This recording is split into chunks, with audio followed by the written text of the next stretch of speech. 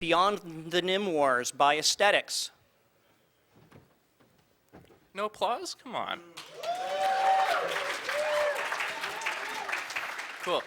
Before I start, I just want to thank everyone at Shmoocon, all the Shmoocon staff, for putting this together, because conferences are hard to do. So can we get a big round of applause for all of them? All right. Cool, and if anybody here is not having a good time, can you raise your hand? Okay, that guy needs to be taken out and shot. All right, fair enough. Smack him over the head with the beer bottle. That's right. Cool. Well, welcome to Beyond Nymwars, and thank you all for coming to the talk. I will get into a whole bunch of stuff, and by the way, I have a lot of material. I'm going to do my best to keep it within time, and if I run out of time with no time for questions, I'll probably be up in the lobby, so feel free to come up and ask me things later. And if I seem to gloss over some parts of it, that's why. It's not because feel free to come up and ask follow-up questions, please, because it's becoming a life passion for me, as we'll see. I want to open up with a couple of quick questions. First, how many people here have a name? What about you guys? You're not raising your hands. You don't have names? Okay, so my next question, who here does not have a name? What is this, Schrodinger's cat or something? Come on. Okay, and you're all numbers, okay, yeah. And my third question, does anyone here have a name they've given themselves? About half the crowd, okay, more than I thought, great. And by the way, this is my own artwork. I spent about an hour in Photoshop learning a bunch of different things, so if it sucks, blame me. It's this juxtapose of Darth Vader, the evil empire, and Anonymous, and by the way, I assume everyone here has heard of Anonymous? Anybody who hasn't? They're anonymous, yeah, exactly, okay. So here's another entity. I'm curious if ever anyone's heard of Google. There's a lot of great things about Google, and no, this talk is not ragging about Google completely, just so you know. There's a lot of great things that they do, and one of the things they did this past, actually it was 2 years ago, I guess, summer, July of 2011, they introduced this thing called Google+. Has everyone heard of it, Google+? Anyone who hasn't? Okay, it's a unifying social network competing with Facebook, all this other stuff. Let me see if I can raise this up a little bit. Is this better? Can you guys hear me? Okay. Okay, good.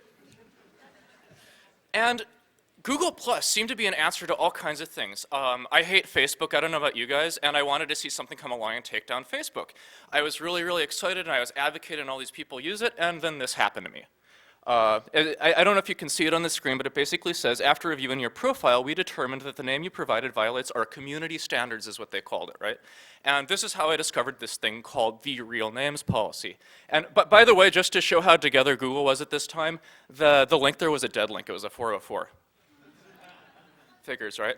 So that's kind of where I got the inspiration, then start looking at all these different facets of identity and where things break, where they work, and you know, maybe try to rally people and have discussions about it. So I don't know that I necessarily have any answers for you guys, but I can share things that I've learned, my experiences that I've had. And as you see up in the upper right corner, I've helped form a group called Nymwars, where we want to get people to discuss this stuff and see what does identity mean to every one of you. And that's kind of the point of all this. So the thesis statements of this talk. Number one, identity is prismatic or multifaceted. Number two, and this is something that's become a real passion of mine. There's no such thing as a real name. Legal names, sure. Real name, I think, is actually a dangerous concept. And third, imposing, as I'll show with evidence, imposing a singular identity is not only harmful, it doesn't work. So there's kind of an institutional effort to push people into a single name right now, and there's some issues that I have with it. In any case, has anyone here heard of NISTIC or NSTIC? I call it NISTIC. A few people, okay, great. So NISTIC is known as the National Strategy for Trusted Identities in Cyberspace. Just got back from lunch. And it's kind of this initiative by the Obama administration to try to address the challenges that we're looking at right now. Like, how many people know that passwords are totally broken? Okay, good. Has anybody here been compromised because of a weak password? Okay, you guys are honest, that's good. And one of the things that we've seen, especially in the last 2 years with Anonymous and LulzSec and all the password dumps, is that classically we've had tools like the brute force and, you know, through brute forcing passwords and such, but now with like 2-3 million dumps of passwords and the Stratfor emails and such, the people who are writing these tools actually have real-life passwords that they can work from and construct patterns from and figure out how people actually create their passwords.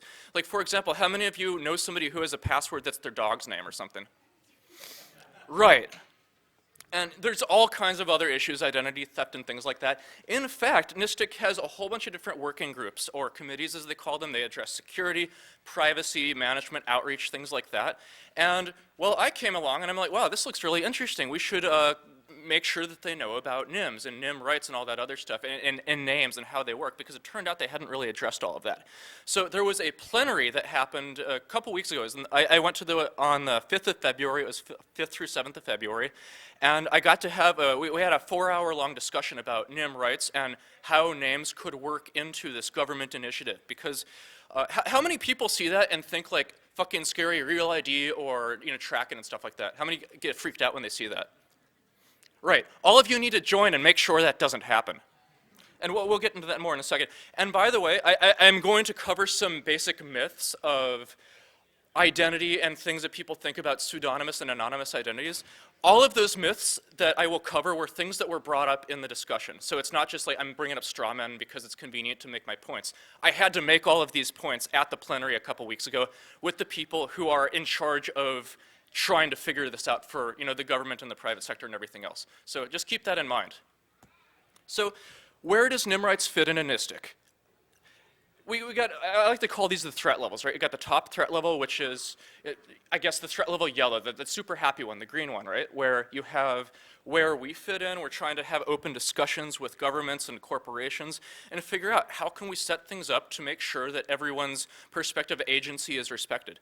And then you have the middle level there, the lawful intercept, NSA surveillance, things like that. And then you have the third level, the crazy NSA state surveillance.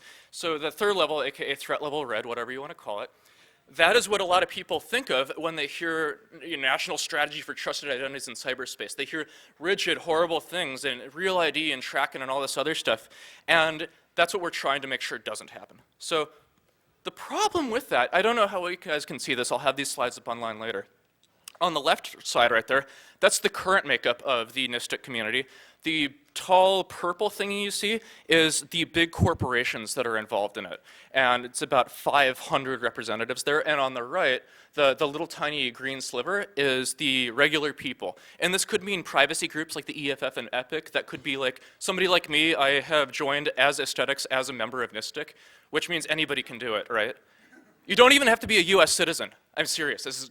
A lot of people just don't realize this. And what we're trying to do with this outreach, see the one on the right? See how it's like 5,000 on the green side of all the ordinary regular people, and maybe it's still 500 corporations? It's not that anything bad or malicious has happened, and it's just we need to make sure people's voices are heard. So think about this as we go through, that these are really, really important discussions. If identity is important to you, then this might be something you're interested in.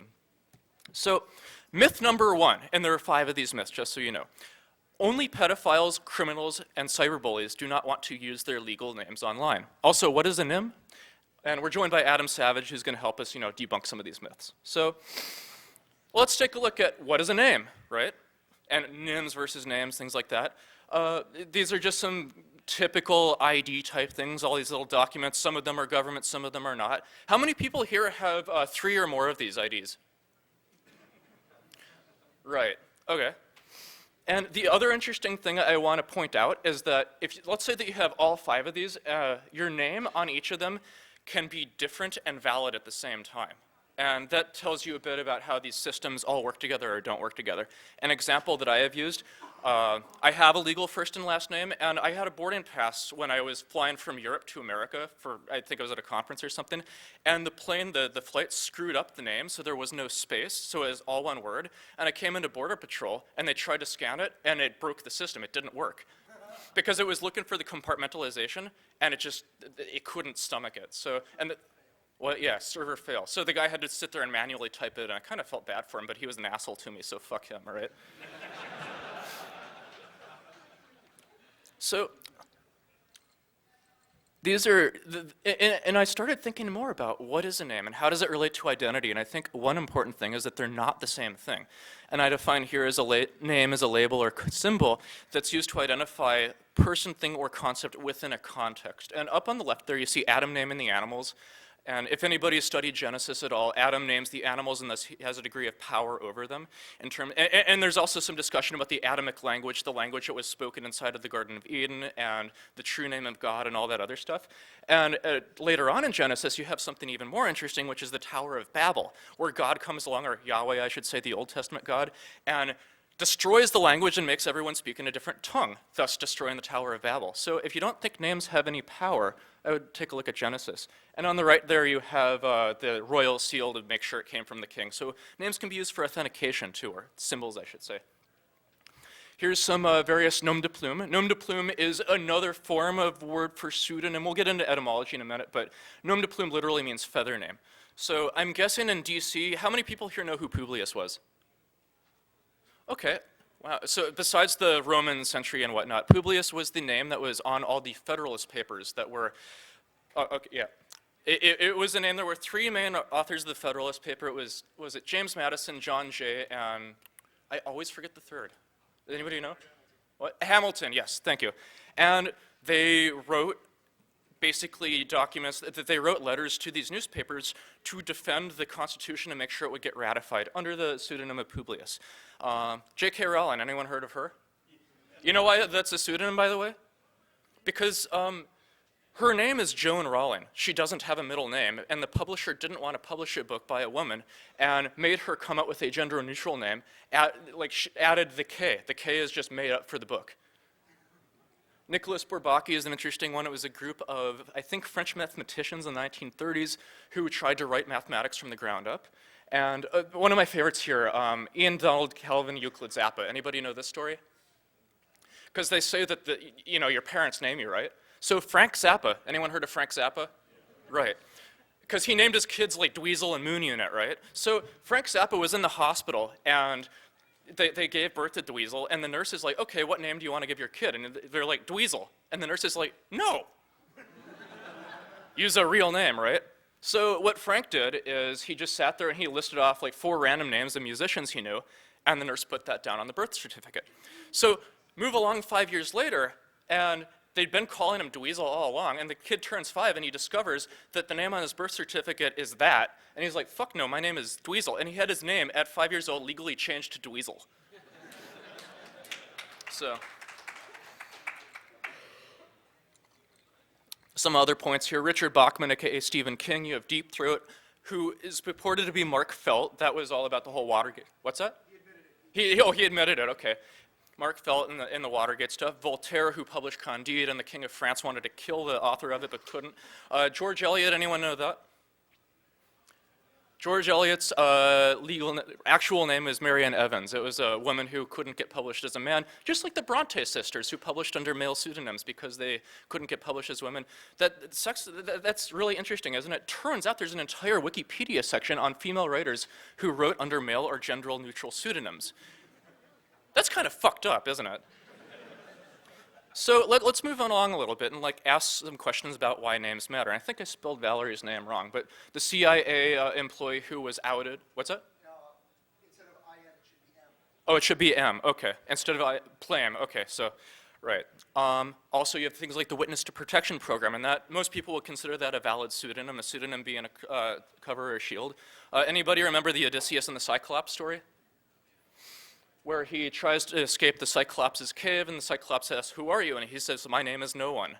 So then he stabs the guy in the eye, the Cyclops in the eye, and he escapes, and the Cyclops, oh, people, come help me, something horrible's happened. And they, well, who did this to you? No one. They're like, what the hell? So, I don't know, this is a very old thing. And then things like the AOL and Netflix databases, which they tried to anonymize the data they put out. This was a few years ago. And it turned out that people were able to take the search histories and collect them together and determine who the people were. So, interesting things to think about. Couple definitions here. A social network, I call that a force that brings people or their personas, so it could be your IRC or AIM screen names or something like that, together on a regular basis. A friend is a person that you would choose to be in contact with, and really, really important in this discussion, an institution is a custom practice, relationship, or significant behavior within a social network. And when I mean institution, I also think of phrases like institutionalized oppression, and I'm sure people here are familiar with that term. So moving on a little bit and get into some psychology here, the question, is identity internal or external? Anyone? Yes, okay, good. And if you've studied Freud at all, you may be familiar with the concepts of id, ego, and superego, the id being the carnal beast nature of man, the ego being the intellect, and the superego the relations between all of us. And this gets into questions like reputation. We'll address this in a bit in the talk. And has anyone here seen Citizen Kane, the movie? Got a few people. Yeah, the thing that I really like about Citizen Kane is that it's a movie where the main character dies in the beginning and the whole movie is trying to piece together who he is and what he was getting on about. And it's kind of creating this integral of who he was based on other people's perceptions of him. So gathering who he was based on external perception. So interesting things to think about. And then, of course, Oscar Wilde, who's also a jackass and misogynist, but really funny, snippy, witty guy. So the only thing worse than being talked about is not being talked about. So one of Freud's students is Carl Jung, somebody who I've studied a great deal and I admire his work, defines identity in kind of two realms. You have the conscious and unconscious, or the rational and emotional, right? So the rational, you have math, logic, set theory, things like that, and words. And they're all definitions, right? And then on the unconscious, it's emotion and group dynamics and feeling. And this is really, really important to think about when you're thinking about names and you're thinking about defining words, because what is a definition but what you think a word means, and how, like, the common language, right? That's why common language is so important. And Jung has this other idea of collective unconscious as well, which is the mood of a room. How do you know when somebody's upset, and how do you know just the general vibe? So these are really, really important ideas. So to revisit that for a second, you have a word, you have the definition of the word, and then you have the meaning of it. So the definition could be the word itself. Like, I don't know, happy. What does happy mean, right? Words are tricky things, you know, word salad. Humans are really finicky things, beings.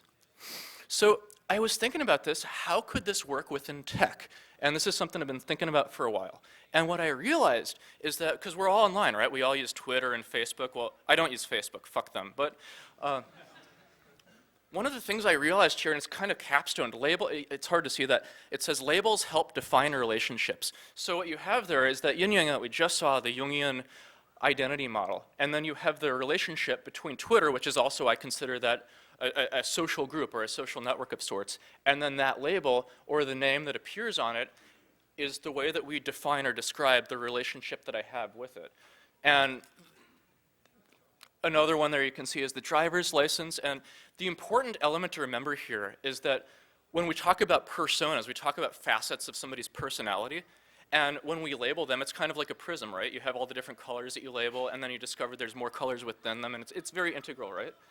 I think identity works the same way, and names are simply labels for all these relationships we have with each other. Something else I want to point out, you can see they're labeled A, B, C, and D. And D, there's this subset right there where the driver's license for John Smith is relationship C, because that's the name describing that relationship with the government, the legal relationship. For D, your friends and family call you Jack, which one could say is derived from the legal name that you have, or the family name in some cases. Does anybody know the origin of the phrase nickname, by the way? It's, I think it's Celtic. It literally means additional name, which means that there's a base name too. It means a name that's extended away from the original one. So back to what NIMs are. We talked about names a lot, right? So I'm defining a pseudonym, and by the way, when we say NIMS, we usually mean that truncated NYM part at the end of pseudonym. That's what most people think about. I believe it's much, much more than that. We're still having this vocabulary discussion within Nymwars, so this is my opinions. So I define a pseudonym as a name that is often used to hide a base name. And base name is very important. You have the original one, and then hide it with a shield or something else. Witness protection program is an example of that. A polynym is a name consistent of multiple words or symbols, so Charles Foster Kane or Dave Brown, something like that. A mononym is a name of just one word or symbol, so it could be Charles, it could be David, whatever. An autonym is something I really, really like, and you have to differentiate autonym from pseudonym, by the way. Autonym is a name bestowed upon oneself. Does anybody here have an autonym? Few people. Okay, cool. And an anonym is a name representing anonymity. And this is something that I often refer to if you've ever used /. When you make an account and you make a comment without logging in, you're branded as an anonymous coward. So just some basic definitions there. And one of the core elements of this talk, why not use a real name? What's wrong with that word? So actually, first off, anybody, what's the opposite of real? All right, and you know what the etymology of pseudonym is, right? Pseudo is Greek for fake or artificial and such. And when we think of real and fake, we think of almost belonging and not belonging. And there's kind of a negative implication with that word real, or with things that are not considered real. And you know, which is more valid, which is more legitimate. Those are words I'll get to in a bit. There's also a lack of agency. How many people of you chose what your name is? Okay, a few. Right, so you didn't even have a choice. What the fuck, right? And maybe you're okay with that, but you should at least think about it. Easily substituted with better alternatives, I think given name, I think birth name, legal name, those are all totally fine. Those also represent and compartmentalize the ideas of names into something very different from real. And each of those are all considered real. I'd say every name is real myself. And I could give an entire talk on where the concept of a real name comes from. The earliest origin that I found of it is English common law, starting with Henry VIII. I want to say in like 1120, 1150, somewhere in there. What's that? What's that? Oh, it's 1400s? Okay. I can't remember right now.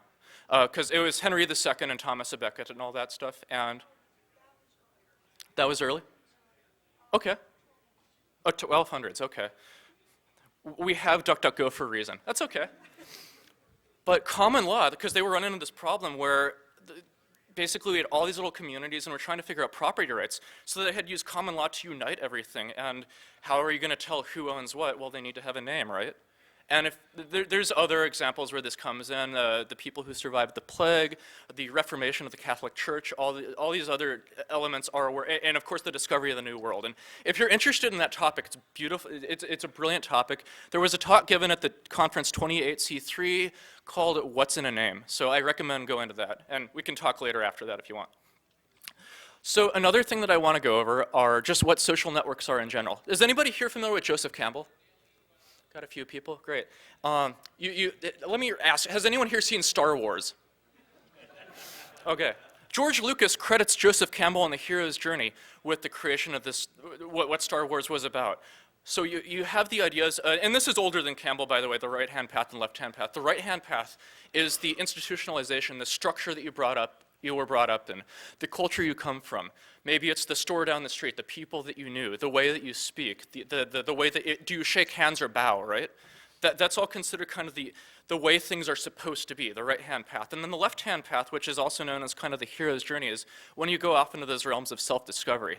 So you can see on the circle here you have a guy, and there's call to action, call to adventure. It could be, you know, Neo gets the phone call, follow the white rabbit. It could be, and then you go a little bit longer and you get, what does it say there? You often get aides to work with, so Luke gets the lightsaber, and then you go along, you have challenges, you get a mentor maybe, so I think it was the Oracle or Obi-Wan Kenobi, and you keep going until there's the Abyss, and you get all these challenges as you run through them, and then you come to the Atonement, which is the @1, bringing everything back together within itself, and then you return because you're the same person, right? Exactly. So that's something really, really interesting. I don't have time to go through all of this. I could give an entire talk on just this. I do want to focus on that question, why do hacker handles matter? Anybody have an idea? Attribution? Okay, attribution is one thing. More within the context of the hero's journey idea. What do you think?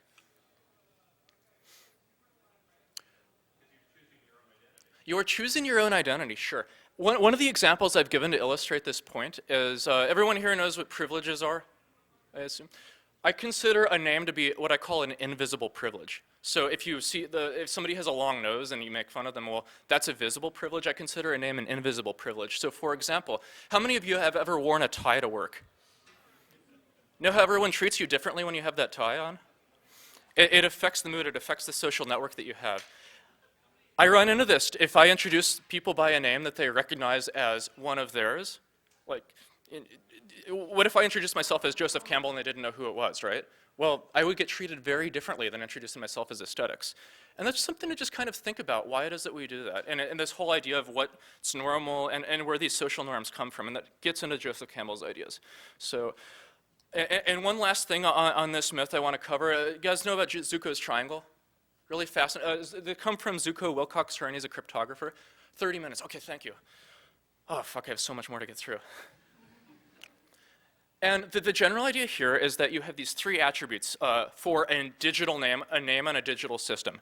A name can be global, securely unique, or memorable, right? And you can have 2 out of 3. You can't have all 3, and that's Zuko's triangle paradigm. And if you want to understand this a bit better, there's the analogous fast, cheap, and good. You can't have all 3. You can have 2 of the 3, right? An example that has been given for this are domain names, where you can have, like, say, abc.com, shmoocon.org.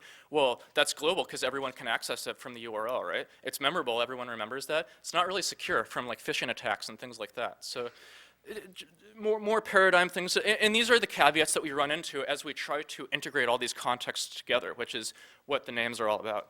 So number 2 for the myths, thanks Adam, we can stop cyberbullying by forcing people to use their legal names. People who do not use their legal names do not contribute positively to discussions. I had like a freaking hour-long argument with the guy about this at Nystic. Very, very nice guy, but very, we're working on him, right? So, did anybody see this? This was the Violent Acres, the Reddit Gawker guy. He was creating basically this subreddit called Jailbait, where they were posting photos of underage women. Fully clothed, mind you, it just had that label jailbait on it, and there was also some boundaries issues, and they were using the photos without permission, things like that. I mean, I'd be pretty pissed off if I was on that, or if my daughter were on that, or something like that, wouldn't you guys? So here's the issue. Like, I'm not saying that the guy isn't a douchebag. Violent Acres was the name, and his legal name is Michael Bruch. I mean, this was all outed. And I think it's fantastic that there was some kind of justice brought to it, right? Because it's like community standards and social things. The one issue that I really have with Adrian's article is that it didn't draw the distinction that, how to put it, it's not because he used that name, Violent Acres, that he did these horrible things. It's because he's a douchebag that he did these horrible things. Because a lot of people, the only time we see this in the news is when somebody is freaking pedophiles, child molesters, criminals, things like that. Those are the only times these names ever pop up in the news, and thus many people, it's their only exposure to them. There's a lot of other folks who use them and, to have general common discourse. That's why I use Publius in the example, right? So I'm just putting it out there, disambiguate douchebaggery from names, right? Very important distinction. So next, you have Amanda Todd. Did any of you guys see this? This came up in the news the same week as that. So this was absolutely horrible, very, very tragic story. This girl, she was 15 years old, and she was cyberbullied and killed herself because of it. Incredible, and if you get a chance, go see this video. It's about 8 minutes long, and it covers horrible things that they did to her. But the challenge was, all of her cyberbullies were bullying her on Facebook, and if I recall, Facebook has a real names policy. And yet this kept coming up, and people saying, oh, we can't use pseudonyms, right? Well, wait a second, that doesn't actually matter here. So cyberbullying is horrible, and we definitely do need to work on it, but it has nothing to do in this context with names.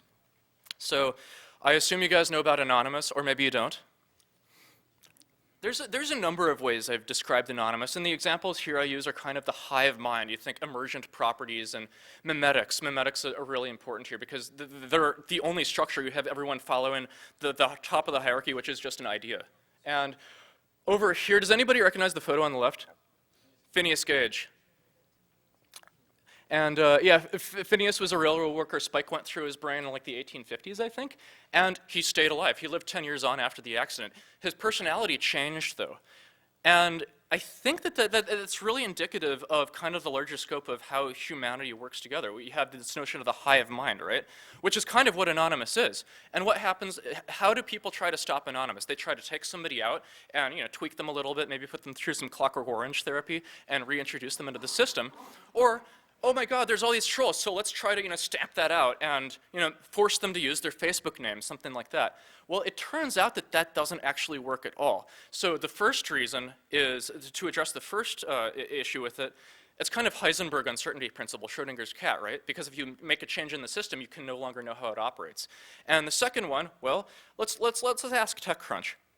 A couple of years ago, I think that was, March 2011, they decided to go for Facebook comments. And they did this to cut down on trolls and so on and so forth. And they were getting about 1,000 comments per article a day. A couple days later, Facebook comments have silenced the trolls, but is it too silent? And they had a lot of issues, like, why isn't anybody commenting anymore? They're all using Facebook, and it should be better, right? And after a long deliberation on January 22nd of last month, commenters, we want you back. They wound up going to a system called Livefire, which basically, it allows you to use Facebook. It also allows you to use Twitter and Google or TechCrunch's database and things like that. So they actually gave people a lot more choices, and it turned out, as you can see, 954 comments on that article. So that helped them get that better. So the thing that I want to point out here, though, is that if TechCrunch had researched this a little bit, they would have discovered that Disqus did a similar case study about a year before that. And Disqus is similar, it's kind of this plug-in thing where you can have users leave comments through it, and they have about 60 million users. It's kind of hard to see on the slide, but the capstone here, pseudonyms are the most valuable contributors to communities because they contribute the highest quantity and quality of comments. And they determine quality by, has it been flagged for spam, has it been upvoted, replied to, things like that. And let's see here. Here's a nice visual graphic. The green are pseudonyms, the red are quote-unquote real names, and the middle are anonymous users.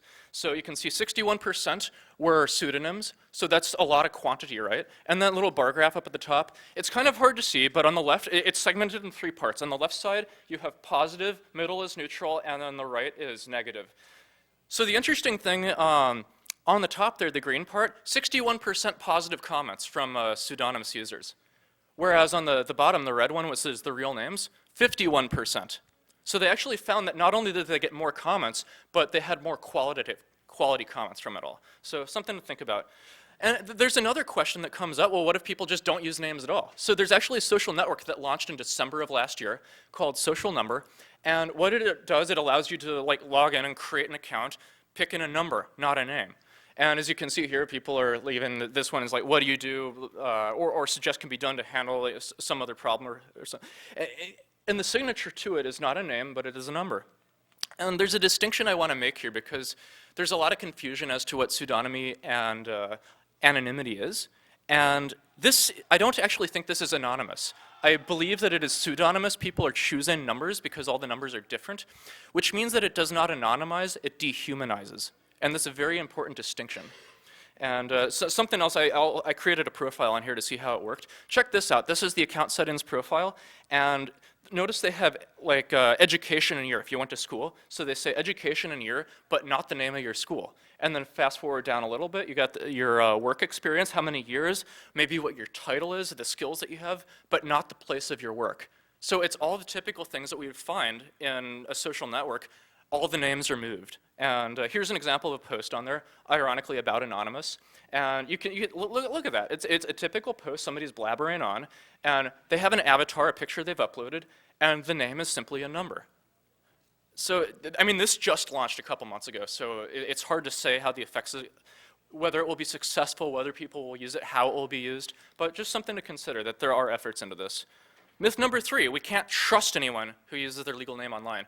And trust, that's such a tricky word, isn't it? So here's a couple examples. My friend Violet Blue, she's a sex-positive tech writer, and among other things. She wound up having a fight, and she finally did get her name verified because there was an impersonator, somebody else using the same name.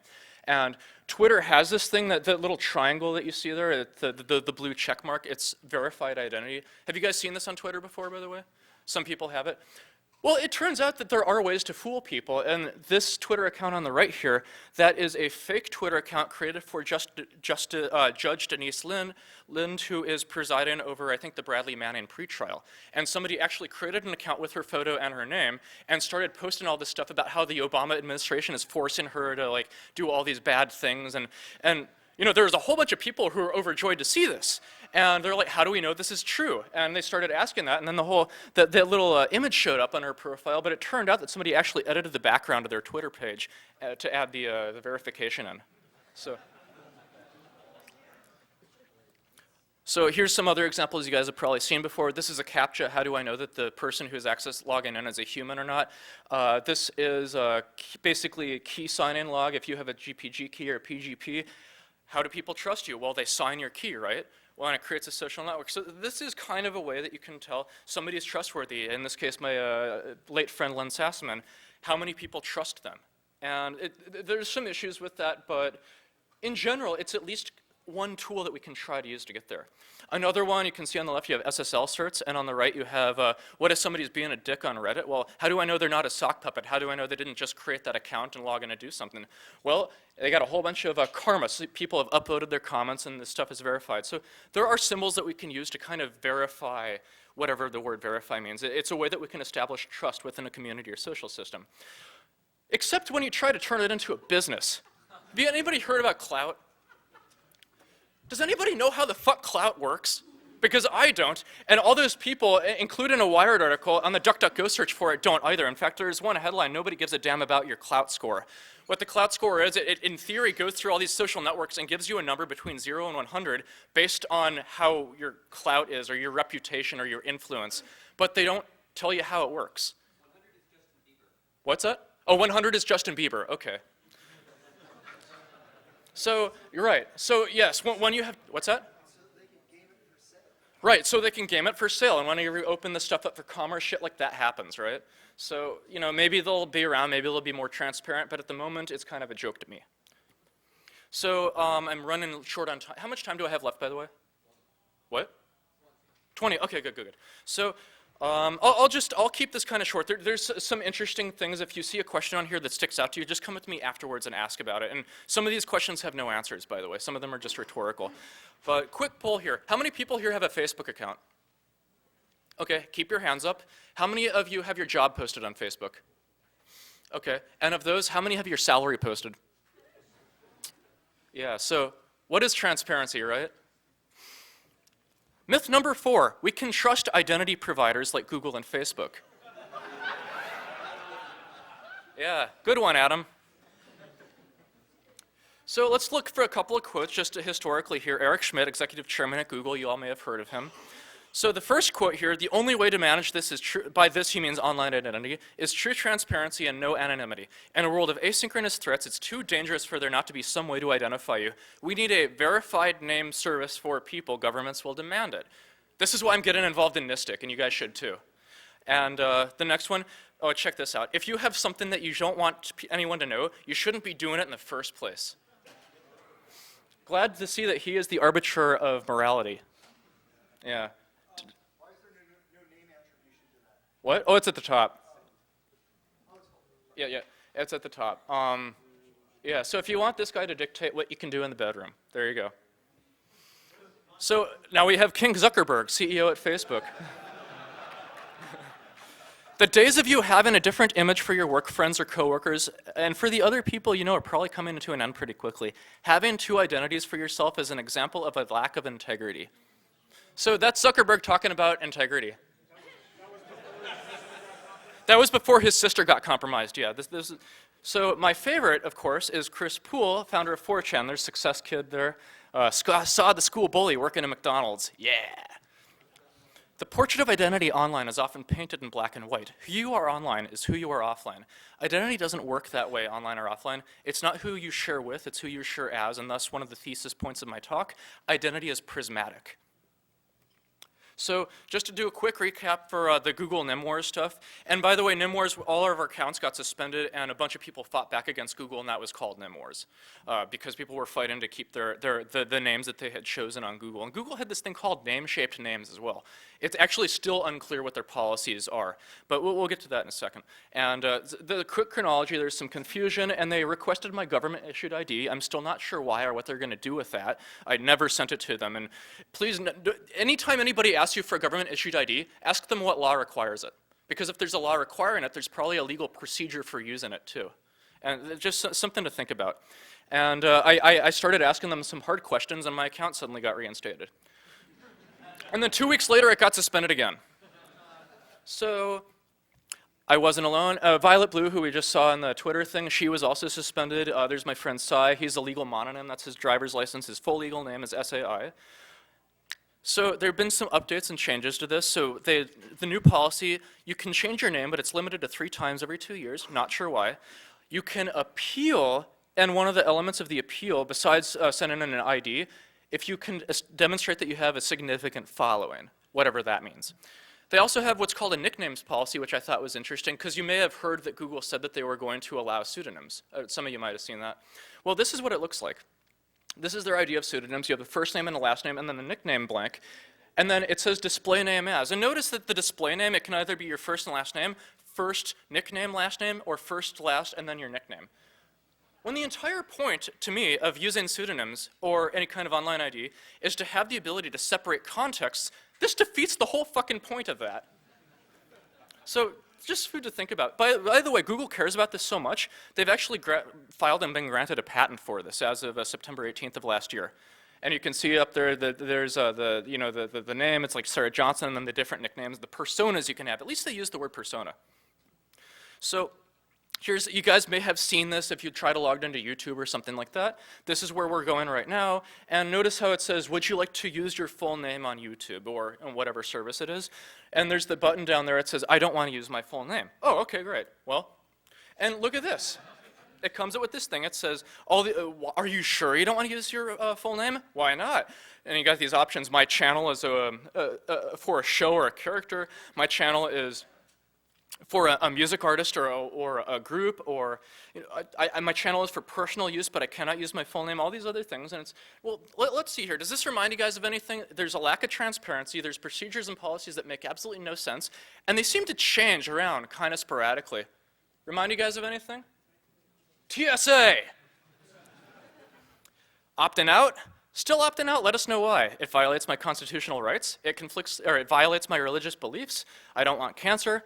My favorite, of course, it simply does not fucking work. Yeah, I spent like an hour making that in Photoshop because I thought it was funny. So apologies if it sucks. So this is what I call Google's method. We saw earlier in the talk the suggested method for my spec for online ID. This is the way Google is doing it. You have the real name, which you saw in the patent, and then you have the hierarchy, right? Hierarchy is very important here. The top level and the lower level pseudonyms. By the way, does anybody know the etymology of the word legitimate? Comes from legitimare, which is Latin for to make lawful. It shares roots with the words law, legal, legislate, things like that. So if you think about the context of it, if you call something legitimate, what is it that you're really saying? Well, it's for legal use, of course. And the capstone on this, labels give someone else power over you. I believe there's a great deal of power involved in all of this. And by the way, Facebook is not innocent in this. If you guys saw this, this was in September. This is called Snitchgate. Basically, this pops up, and the text on here says, please help us understand how people are using Facebook. Your response is anonymous, blah, blah, blah. It says, is this your friend's real name? And they're like, yes, no, I don't know this person, blah, blah, blah. It's asking people to snitch on their friends. So, and Facebook took that down after a while. They claimed it was just a test thing. I'm like, what kind of collective gestalt are we getting at? What kind of institution is Facebook trying to create with this, right? And the institution, that word again. So this just happened like 2 weeks ago. Did anyone see this, the Instagram shit? Remember Instagram is that, like, the hipster photo website thing? Where you download the app on your iPhone, you could become a hipster and have vintage colors and things. They got bought by Facebook for $1 billion, and just a couple weeks ago they did this thing where they are suspending users' accounts, and under the terms of the impersonation policy, it actually says here that, that in order to get their accounts back, they have to send in their government-issued ID. So one thing I want to share, by the way, this is in the guidelines of Instagram's impersonation accounts thing. It says they want 2 clear photographs of different angles on the government-issued IDs, and there's this nice little link there that says submit the following information. Okay, I'll go ahead and click that and submit my ID. Wait, there's no SSL? So just insult to injury there. So this is the state of things right now. This happened like 2 weeks ago. And if you want to keep using these services and they keep doing it, this is why people need to speak up, basically, and say, here's what I think. And if you disagree with me, that's okay, because we want to have a public discourse about all of this. And just a few more questions for thought. Who are Google and Facebook trying to impress? Who else might have access to this data? I have no fucking clue. And, of course, why would Chewbacca, an 8-foot-tall Wookiee, want to live on an indoor with a bunch of 2-foot-tall Ewoks? By the way, Chewbacca would have been suspended under Google's real names policy. Just. Yeah. So let's, our last myth from Adam here, we're currently fixing this through, okay, 10 minutes left. Wow, great, okay. We're currently fixing this through legislation.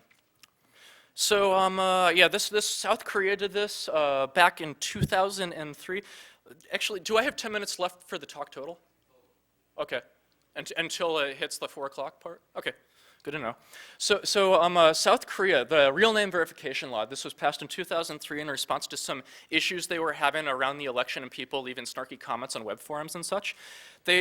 Resident registration number is similar to a social security number in a sense, and they repealed this last year after the KCC, the Korea Communications Commission, discovered there was a 0.9% change in quality. They determined quality by basically curse words that they were used. They had a list of about 50 or 60 curse words, and also psychologists will appreciate this. They had this thing called anti-normative behavior. So I guess going against the grain or something like that, it's kind of unclear what it was. If you want to learn more about that, Carnegie Mellon University did a follow-up study. It's very, very enlightening. But they repealed it because 0.9, statistical significance is 5% or greater. And they didn't even have that. So it turns out that pushing a certain type of name on people maybe they're douchebags to begin with, right? Like the Violent Takers guy. So here's something that just happened December 28th of 2012. China passed this law, strengthening network internet protection. And this is all, you may have seen this in the news, where China basically passed this law requiring people to register their legal names in order to use the internet. And you can see here I bulleted it, network service providers that handle website access services for users handle fixed telephone, mobile telephone, and I like this, other surfing formalities. It's really strange phrasing. I mean, maybe it's lost in translation because it was originally a Chinese law, but I'm not sure what a surfing formality is. And at the end there, require users to provide real identity information. So what else is going on? Oh yeah, California, man, we're just sucking right now. We had Prop 8, now we have Prop 35. Prop 8 was to ban gay marriage, by the way. In Prop 35, California is against sexual exploitation, and this was passed as of the last election. Section 290.014, Section B, if any person who is required to register pursuant to the act, and that is anybody who's a sex offender, basically, adds or changes his or her account with an internet service provider, or adds or changes an internet identifier, is required to send that notification of this to law enforcement within 24 hours of said registration. Interesting, isn't that? How easy is that to enforce? Anyone think that's easy to enforce? Right, so it's worth noting that the day after November 7th, the EFF filed a lawsuit against that. Yay, EFF! And an injunction was granted as of January 11th of this year. It's worth noting, by the way, that in the injunction grant, one of the cases that was cited is the case McIntyre versus Ohio Elections Commission from 1995. And there's basically like 3 or 4 cases or case law period in the United States regarding anonymity. If you look on Wikipedia for anonymous, they have this section on case law. And that's, I think, the most recent. The others are from the 40s and 50s, or 50s and 60s or something. And the thing that I really like, I think it was Justice John Paul Stevens who said this, but one of the remarks in the injunction, like the lead-in things in, not the injunction, but the 1995 case law, the quote, anonymity is a shield from the tyranny of the majority. Look at Publius, right? That's what our country is based on and founded on. So Germany has it right. They have this thing called the Telemedia Act. It was passed in 2007, Section 13, subsection 6. The service provider must enable the use of telemedia and payment for them to occur anonymously or via a pseudonym. So Germany actually has codified into law that you must be able to use pseudonyms on the internet. And this has run into some issues with Facebook. They're currently in a lawsuit with this right now because the German government sued Facebook because of the real names policy. It's going to be real interesting to see how this happens. Because one of the issues we're running into here is corporations can set policies, right? But we also have law, and law is agreed upon by the people. In theory, we have representative democracy, right? And what happens when what corporations want to do interferes with the written law of the land? At what point does that intersection meet? And that's something, I think this is going to become a bigger and bigger and bigger issue as more things come online. And this is why all of you guys should get involved in NISTIC. Germany lost that case the day before yesterday. What's that? Germany lost that case. Oh, Germany lost that case. Yeah, Interesting. They said it's not German law actually because Facebook is not sitting in Germany. Interesting. Okay, so they said it's not German law because Facebook is not sitting in Germany. So that was the day before yesterday? Okay, I was getting drunk at Shmoocon. I missed that news. And wow, that's fascinating because like this juxtapose, we have a legal institution which people vote. You can't vote for Facebook, can you? What? What's that? Oh yes, you can elect not to use it, which is why I don't. So they call it lichen. Yeah, okay. So basically some final notes. I'm just about done, probably getting kicked off here soon. But I want everyone, nymrights.org is the URL. You can join it. We have a mailing list. I'll also be up at LobbyCon if you guys want to chat more after this. Also, anyone can join. IDESG is Identity Ecosystem Steering Group. It's kind of the group that's formed around trying to enact the initiatives behind NISTIC. And what? I'm registered as aesthetic, so fuck that. I actually, what? I studied Xperia. Yeah, they require a last name, and a period works as a last name, right? Or a space sometimes. But if you think about how that all goes, yeah. So if you're worried about not wanting your legal name to be involved in something like this, I think I'm the first pseudonym actually to be an official member of NISTIC. So, right. In fact, no. I took this screenshot last night to just demonstrate it. It turned out there was somebody else, Snertly. I don't know who that is, but yay! Apparently they saw my Twitter pleas for it, and they went ahead and registered with a mononym. So we're making a difference. So that's it. Any questions? Do I have time for, how many questions do I have time for? 5 minutes. Okay, I'll take 3 questions. One? There's an identity-based IP talk tomorrow. Okay. Like integrating identity and everything that, I guess, layer 3 protocols. Mm-hmm. I just wondered if you've heard of it, what you think about it, and are you going to go there, and are you going to heckle them? I'll have to check that out. So what was it? There's an identity talk on identity and network protocols? Yeah. Do you know who's giving it? I don't. Okay. When is it? I want to announce it. Oh, God. All right. Okay, so it's a talk at 10 a.m., so, what's that? Who? David Pisano. Okay, so go David. Wow, that takes, good for him for getting up so early. I will attempt to, and everyone else, you should try your best to stay up all night. Any other questions? Yes? Bobcat over the stream said he enjoyed fighting Nymwars with you. Oh, great, cool. Say hi to Bobcat, or I guess I've got the mic. So hi, Bobcat. Yeah. Yeah, is Bobcat his real name? Yes, question in the back.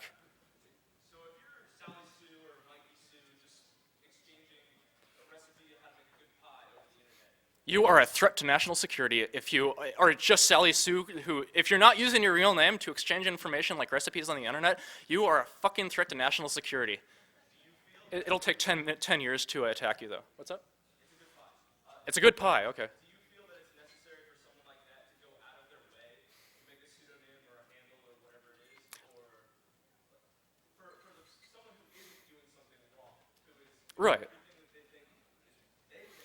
So somebody who is staying totally within the law, not doing anything wrong according to social standards and norms, is it necessary for them to have a pseudonym? Is that what you're asking? I think it depends on the context they're in. Right, it's Sally Sue's own, in my opinion, people have the right to choose their own names, yes. I actually like pseudonyms because I use like a bunch of them. But Okay. I just wanted to play devil advocate. Okay. When you're talking about like, for example, like the guy who was doing the jailbait. Right. And I think people have like this idea of, oh, we're not going to figure out who he is, or it's going to be impossible to find him. Therefore, we want everybody's identity to be known. So what? That's a fantastic question. I'm so glad you asked that. Okay, so let me repeat the question just to make sure I have it right. Somebody like the Violent Acres guy, if their legal name is not known, how do we build an accountability, right? Like, if somebody's doing something illegal or amoral, dependent on the social standards of morality, how do we find them? So, 2 answers to that. Fantastic question. The first is that if you're using the internet, there's a bunch of ways to find who you are. You could use it by IP address and access times. I can get more technical, but I mean, how many people here know how to find somebody if you don't know their name? So it is possible. You got a bunch of geeks around here who are happy to help enforce good, right? On the other hand, and I'm going to cite William Binney here, who's the NSA whistleblower. And in his talk, he gave a keynote at the Hackers on Planet Earth conference last year, and he said that names are a really bad way to identify who somebody is. How many Dave Browns are there in the world, right? And if somebody is, how many, if you have like 10 Dave Browns, how many of them are going to start using nicknames or pseudonyms and a unique identifier? There's other ways like habitual patterns, like the schedule somebody keeps, where they work, things like that. There's all kinds of ways you can identify somebody, and IP address is one of them. 4chan has actually run into issues with this. One of the things that Chris Poole has spoken out about is making sure that if somebody posts child pornography or something illegal onto 4chan and /b, that they make sure that due process comes to them. So does that answer your question? Okay. We can talk more. Yes? Andy, what are you really up to? What am I really up to? Yes, Pinky, I'm trying to take over the world. All right. Yes.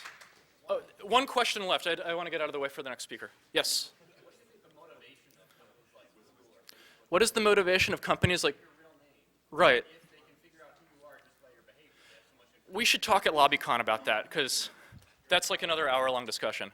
All right, I think I'm out of time. I'm going to get kicked off here in a second. Thank you guys so much, and yes.